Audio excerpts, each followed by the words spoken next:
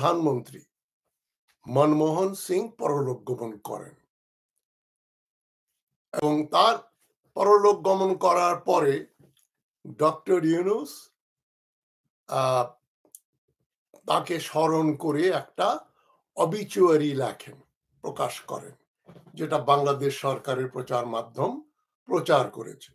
Doctor Yunus বলেছেন তিনি একজন ব্যক্তিগত বন্ধু হারালেন, অনেক দিনের পরিচিত। মনমোহন সিং সেই 1960-এর দশকে অক্সফোর্ড থেকে পিএইচডি করা একজন ভদ্রলোক, ইকোনমিক্সে নাম করা লোক। তার ভারতীয় অর্থনীতিতে, রাজনীতিতে অনেক কন্ট্রিবিউশনস ছিল।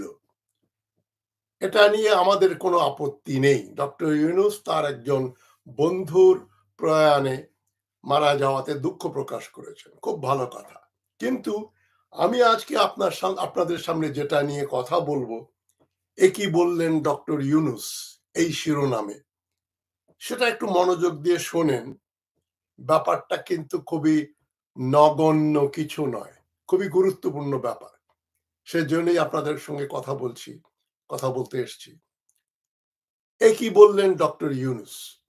তার অবিচুয়ারিতে তিনি বলেছেন,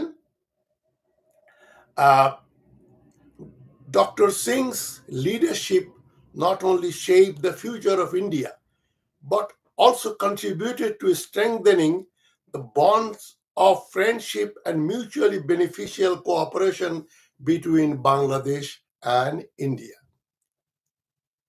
ডক্টর সিংয়ের নেতৃত্ব শুধু ভারতের ভবিষ্যৎ গঠন করেনি, বরং তার নেতৃত্বে বাংলাদেশের সঙ্গে ভারতের যে সহযোগিতা এবং বন্ধুত্বপূর্ণ সম্পর্ক এবং পরস্পরের জন্য লাভজনক যে সম্পর্ক গড়ে ওঠে, সহযোগিতামূলক সম্পর্ক গড়ে ওঠে, সেজন্য মনমোহন সিং এর কৃতিত্ব অনেক।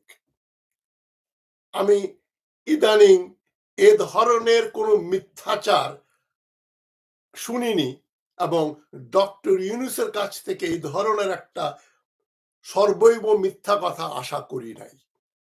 কেন তিনি মিথ্যা কথা বললেন? এবং খবরে আরো দেখছি, referring to Dr. Manmohan Singh's role in promoting regional cooperation, the chief advisor highlighted the late leader's vision and firm commitment to regional peace, prosperity, and role in advancing South Asian cooperation.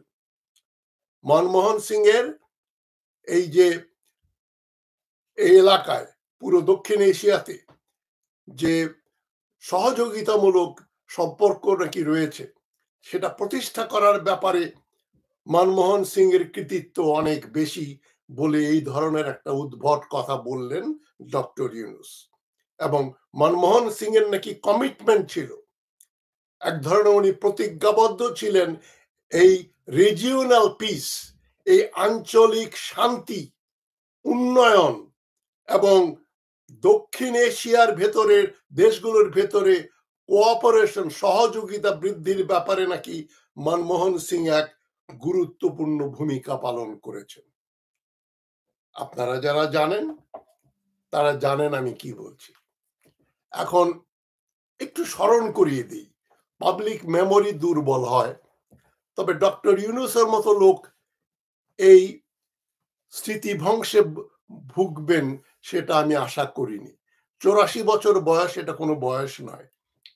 85 বছর বয়সে Winston Churchill শেষবারের মতো বিলাতের প্রধানমন্ত্রী হয়েছিলেন 1955 সালে। শেরে বাংলা একে ফজলুল হক 84 বছরেরও বেশি বয়সে তিনি পূর্ব পাকিস্তানের মুখ্যমন্ত্রী হন। মৌলানা ভাসানী 96 বছর বয়সে মারা যাবার কদিন আগে তিনি ফারাক্কা বাঁধ বিরোধী ফারাক্কা মার্চ করেছিলেন, ঢাকা থেকে সেই চাঁপাইনবাবগঞ্জ পর্যন্ত, কানসাট বর্ডার পর্যন্ত। সুতরাং 84 বছর বয়স এই যুগে কোনো বয়সই নয়। মানে রাজনীতি করতে পারবেন না, কথা বললে উল্টাপাল্টা কথা বলবেন। এটা অসুস্থ হলে সেটা অন্য কথা। মানসিক প্রতিবন্ধকতা নেই বলেই আমরা ডক্টর ইউনূসকে প্রধান উপদেষ্টা হিসেবে পেয়েছি। তিনি এ কথা কেন বললেন? এটা কি অতিশয়োক্তি, নাকি ভারতকে খুশি করার জন্য কিছু মিথ্যা কথা উনি বললেন, যেটা না বললেই ভালো হতো? তিনি ব্যক্তিগতভাবে বলতে পারতেন। মনমোহন সিং এর আমি একজন বড় অনুরাগী। তিনি রাজীব গান্ধীর সময় যে এবং পরে নরসিমা রাওয়ের সময় যে ভূমিকা পালন করেছেন, ভারতকে সেই বস্তা পচা সমাজতন্ত্রের বাক্স থেকে বের করে এই গ্লোবাল ইকোনমিক অর্ডারে নিয়ে আসা, ভারতকে উন্মুক্ত করে দেয়া, ভারতের অর্থনীতিকে, যার ফলে ভারত এখন যেখানে দাঁড়িয়ে আছে অর্থনৈতিকভাবে, তার জন্য যদি এক ব্যক্তিকে কৃতিত্ব দিতে হয়, সেই ব্যক্তি হচ্ছেন মনমোহন সিং। কোনো আপত্তি নেই। কিন্তু বাংলাদেশের ব্যাপারে মনমোহন সিং কি করেছেন? আমি দুটো উদাহরণ দেই। 2011 সালের অক্টোবর বা নভেম্বরে তিনি বাংলাদেশে আসেন। তার আগে মনমোহন সিং প্রতিজ্ঞা করলেন যে এইবার তিনি বাংলাদেশে গিয়ে তিস্তার পানির যে সমস্যা সেটা মিটিয়ে ফেলবেন। তখন আমার শেখ হাসিনার যে প্রাক্তন উপদেষ্টা ডক্টর গওহর রিজভী, তার অফিসেই গওহর রিজভী আমাকে বলল যে আমরা তিস্তার পানি পেয়ে যাচ্ছি। মনমোহন সিং বলেছেন আর কোনো প্রতিবন্ধকতা নেই, পানি চলে আসছে তিস্তা দিয়ে। আমি খুশি হলাম। যাই হোক, এটা তাহলে শেখ হাসিনারও একটা কৃতিত্ব, তোরও কৃতিত্ব, ইউ আর ফরেন অ্যাডভাইজার, যে এই তোমরা মিলে একটা তিস্তার পানি বাংলাদেশে আসবে, এটা ব্যবস্থা করলি, খুব ভালো কথা। মনমোহন সিং আসার পরে আমরা কি শুনলাম? যে না না, উনি তো পানি দিতে রাজি, তবে পশ্চিমবঙ্গের মুখ্যমন্ত্রী মমতা ব্যানার্জি পানি দেবেন না, পশ্চিমবঙ্গের সেচ কার্যের জন্য তার তিস্তার পানি দরকার, এই জন্যই দেবেন না। এখন এ ধরনের কোন চুক্তি কোন রাজ্যকে অখুশি করে দিল্লি সরকার এটা করে না। তাহলে এত মিথ্যা আমাদের জন্য আশ্বাস দিলেন কেন যে পানি আসছে? এবং আপনাদের অভ্যন্তরীণ ব্যাপার এটা। মমতা ব্যানার্জি কি বলে না বলে সেটা তো আমার জানার কথা না। মনে করেন আমি আপনার কাছ থেকে টাকা, আপনি টাকা ধার নিয়েছেন, আমি টাকা ফেরত আশা করি। আপনি যদি বলেন আমার ছেলে তো দিচ্ছে না, ছেলে টাকা নিয়ে গেছে, আমি কি করব? বউ নিয়ে গেছে টাকাটা, টাকাটা তো নাই। এই ধরনের একটা কথা মনমোহন সিং বলে একটা থোর বড়ি খাড়া, খাড়া বড়ি থোর যে সম্পর্ক ছিল, ওটাকে প্রতিষ্ঠিত করে আবার উনি ফেরত চলে গেলেন। ভালো কথা, মনমোহন সিং মমতা ব্যানার্জির চাপে বাংলাদেশকে দেয়া কথা বরখেলাপ করলেন। এবার দ্বিতীয় পয়েন্টে আসি, যেটা খুবই গুরুত্বপূর্ণ। মনমোহন সিং তখনও প্রধানমন্ত্রী। হাসিনার 2014 নির্বাচন মনে আছে? যেদিন ওই খালেদা জিয়ার বাড়ির সামনে বালি ভর্তি ট্রাক এনে খালেদা জিয়া যাতে বাড়ি থেকে বেরোতে না পারেন সেই ব্যবস্থা করেছিল কুখ্যাত শেখ হাসিনা। ওই সময় আরেকটা ঘটনা ঘটেছিল, মনে আছে নিশ্চয়ই অনেকেরই। তখন বিএনপি সহ কোন বিরোধী দল নমিনেশন পেপার সাবমিট করে নাই, তারা নির্বাচন বয়কট করলো। এই নির্বাচন বয়কট করার ফলে 153 জন হাসিনা পেয়ে গেল বিনা প্রতিদ্বন্দ্বিতায় বিজিত আওয়ামী লীগের এমপি। এটা হলেই যথেষ্ট। তারপরেও সারা বিশ্বে একটা ঢিঢি পড়ে যাচ্ছে যে হাসিনা এই অনির্বাচিত একটা সরকার, তার কোনো বিরোধী দল নেই, বিরোধী দল ছাড়া সে 153 জনকে, যেহেতু কোনো নির্বাচন হয় নাই, বিনা নির্বাচনে নির্বাচিত ঘোষণা করে সরকার গঠন করেছে। হাসিনার এবং আওয়ামী লীগের এই বিপর্যয়, এই লজ্জা ঢাকার জন্য কে এগিয়ে আসলেন? Sardar Manmohan Singh, PhD, Oxford. মনমোহন সিং এগিয়ে আসলেন, তিনি প্রধানমন্ত্রী। তিনি কি করলেন? ভারতের তৎকালীন পররাষ্ট্র বিষয়ক সেক্রেটারি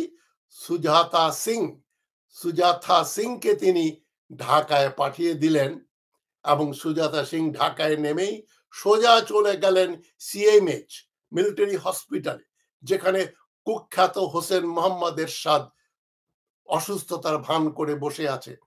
সেখানে দেখা করতে গেল গহর রিজভী ফুল টুল নিয়ে, এবং সুজাতা সিং দেখা করলো।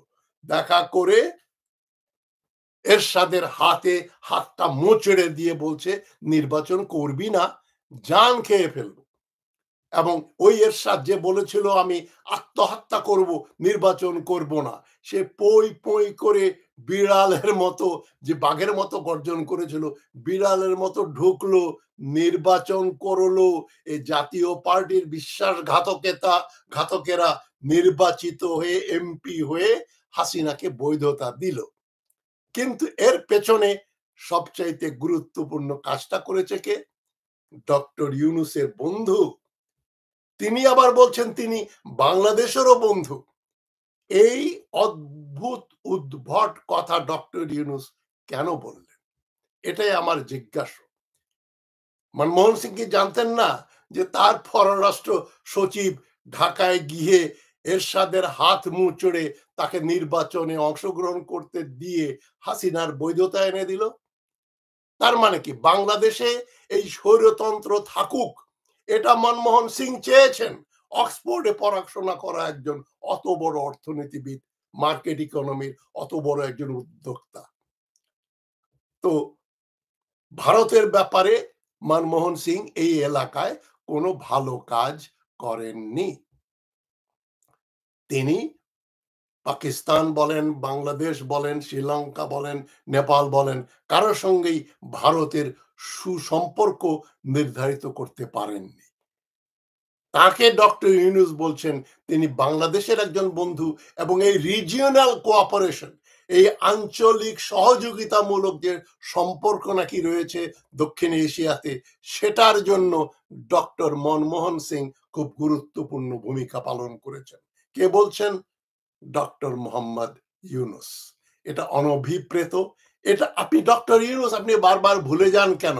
আপনি এখন আর কেবলমাত্র গ্রামীণ ব্যাংকের প্রতিষ্ঠাতা নোবেল লরিয়েট ডক্টর ইউনূস নন। আপনি এখন একজন পলিটিশিয়ান, বাংলাদেশের একটা পলিটিক্যাল গভর্নমেন্টের প্রধান। আপনি যদিও বারবার বলেন আমি তো পলিটিক্যাল গভর্নমেন্ট করি না, আমি একাধিকবার বলেছি আপনার ভুল শুধরে দিতে। পলিটিক্যাল সায়েন্সের প্রথম ফার্স্ট ইয়ারের ছাত্র যেটা পড়ে, politics is human relations in power perspective. আপনি দেশের প্রধানমন্ত্রী, মানে প্রধান উপদেষ্টা, আপনার পজিশনটা হচ্ছে পলিটিক্যাল পজিশন। আপনার সরকার হচ্ছে একটা পলিটিক্যাল সরকার। বলতে পারেন দল নেই, কিন্তু রাজনীতি আছে। আপনি একজন রাজনৈতিক নেতা, পলিটিশিয়ান, বাংলাদেশের প্রধানমন্ত্রী, প্রধান উপদেষ্টা মানে প্রধানমন্ত্রী হয়ে এই ধরনের কথা বললেন যে বাংলাদেশের সঙ্গে ভারতের সম্পর্ক উন্নয়নে নাকি ডক্টর মনমোহন সিং গুরুত্বপূর্ণ ভূমিকা পালন করেছিলেন, তিনি নাকি একজন বাংলাদেশের বন্ধু ছিলেন। আমার একজন সিনিয়র বন্ধু, বড় ভাই ডক্টর কামাল সিদ্দিকী, যিনি খালেদা জিয়ার প্রিন্সিপাল সেক্রেটারি ছিলেন, তিনি আমাকে বলেছেন মনমোহন সিং এর সঙ্গে দেখা করতে গিয়েছিলেন প্রধানমন্ত্রী খালেদা জিয়া এই 2005 বা 6 ওই সময়, মানে 2004-5 দিকে। তখন সেখানে প্রণব মুখার্জি ফরেন মিনিস্টার এসে যে দাপাদাপি করেছে, খালেদা জিয়ার সঙ্গে অশোভনীয় ব্যবহার করেছে, আলতু ফালতু কথা বলেছে মনমোহন সিং এর সামনে। কামাল ভাই আমাকে বললেন, কামাল সিদ্দিকী বললেন, আমি মনমোহন সিংকে বললাম আপনি যদি আপনার এই পররাষ্ট্র মন্ত্রী প্রণব মুখার্জিকে রুম থেকে বের করে না দেন, তাহলে কিন্তু আমরা আপনার সঙ্গে আর কথা বলবো না। কেননা কামাল সিদ্দিকী ইন্টারপ্রেটার হিসেবে কথা বলতেন on behalf of Khaleda Zia. তখন মনমোহন সিং এর টনক নড়লো, তিনি তখন প্রণব মুখার্জিকে ওই রুম থেকে বেরিয়ে যেতে বললেন। এই হচ্ছে তার ব্যক্তিত্ব, মনমোহন সিং এর ব্যক্তিত্ব। এবং বাংলাদেশের প্রথম মহিলা প্রধানমন্ত্রীর প্রতি যে অশোভনীয় ব্যবহার করলো ওই আওয়ামী ঘরানার হাসিনার কাকা বাবু প্রণব মুখার্জি, সেখানে মনমোহন সিং কোনো ভূমিকা ভালো ভূমিকা পালন করেননি। তো ডক্টর ইউনূস, আপনি যে কথাগুলো বলেন, যে কাজগুলো আপনার আমলে হচ্ছে, সেগুলো কিন্তু ভালো হচ্ছে না। এখন এই সেক্রেটারিয়েট বিল্ডিং এ আগুন লাগার পরপরই আপনি এখন মনমোহন সিং এর অবিচিওরিতে যা বললেন, এটা বলার আপনার সময় কোথায়? কেন বললেন? আগুন তো নিভবে না কোনোদিনও, আরো আগুন জ্বলবে।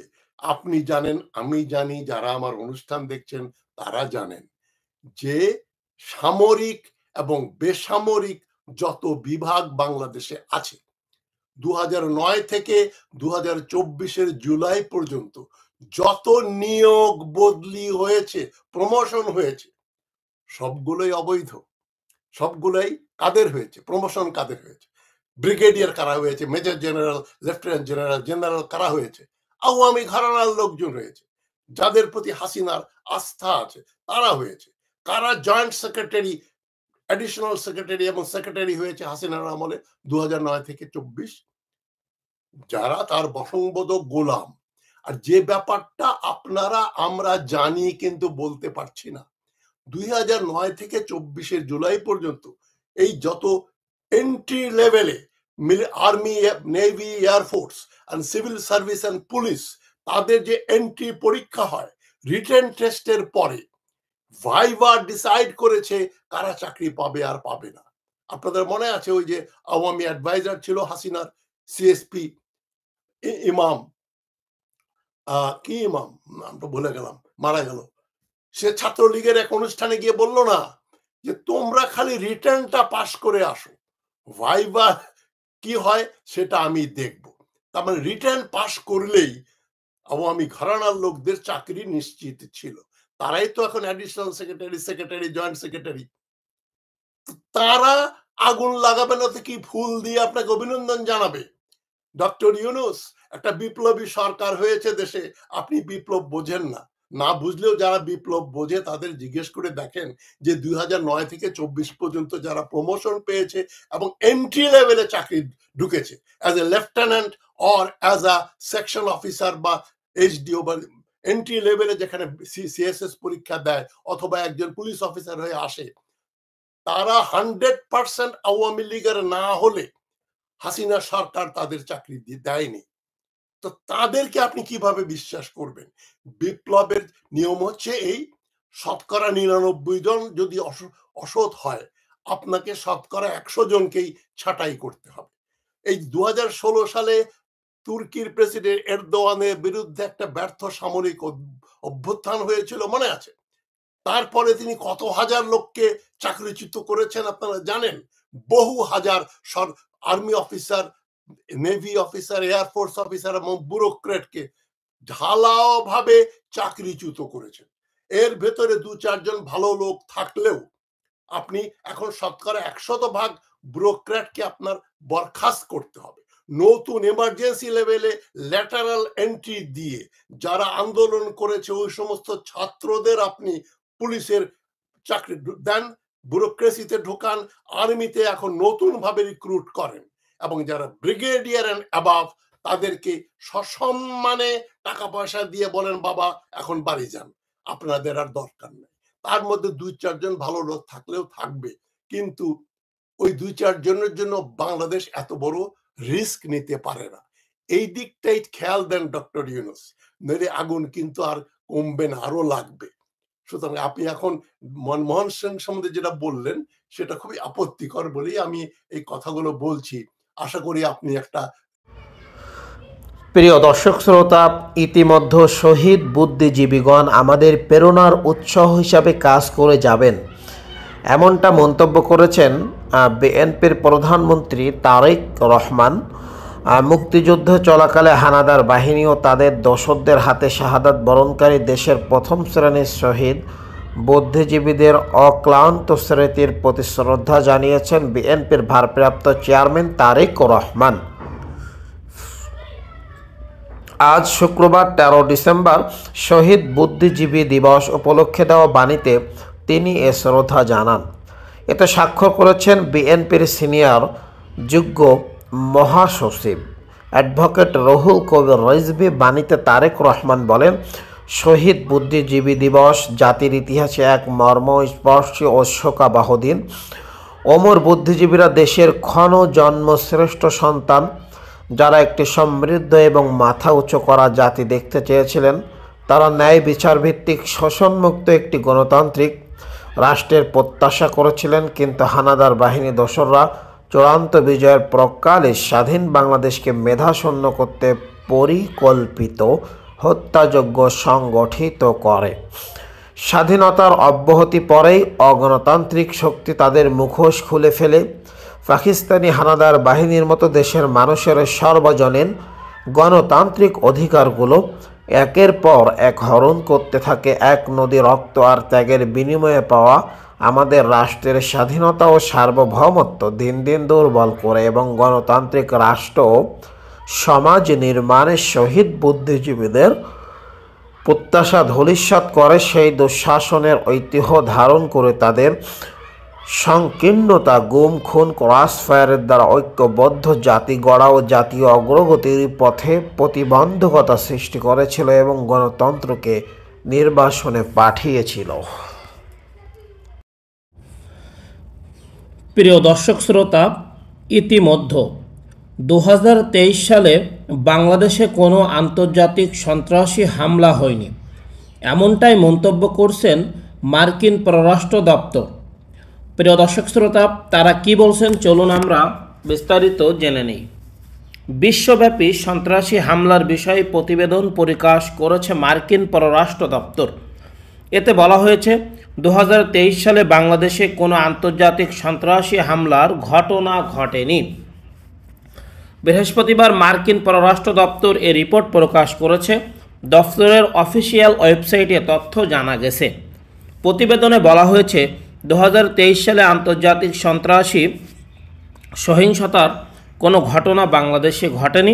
তবে এ সময় সরকার প্রায় রাজনৈতিক সহিংসতাকে সন্ত্রাসবাদ হিসেবে উল্লেখ করেছে। এছাড়া নিরাপত্তা বাহিনীর কিছু সংস্থার বিরুদ্ধে বিচার বহির্ভূত হত্যাকাণ্ড ও অন্যান্য মানবাধিকার লঙ্ঘনের অভিযোগ রয়েছে। এতে বলা হয়েছে, গেল বছরে বিরোধী দলের রাজনৈতিক নেতাদের সন্ত্রাসবাদের নামে আটক করা হয়েছে, এমনকি এতে মানবাধিকার লঙ্ঘনের অভিযোগ করা হয়েছে। মার্কিন এ প্রতিবেদনে বলা হয়েছে 2023 সালে সরকার কঠোরভাবে জঙ্গিদের দমনের চেষ্টা করছে। এ সময় আল কায়েদা, আনসারুল্লাহ বাংলা টিম এবং ISIS সংশ্লিষ্ট বিভিন্ন গোষ্ঠীর সদস্যদের আটক করা হয়েছে।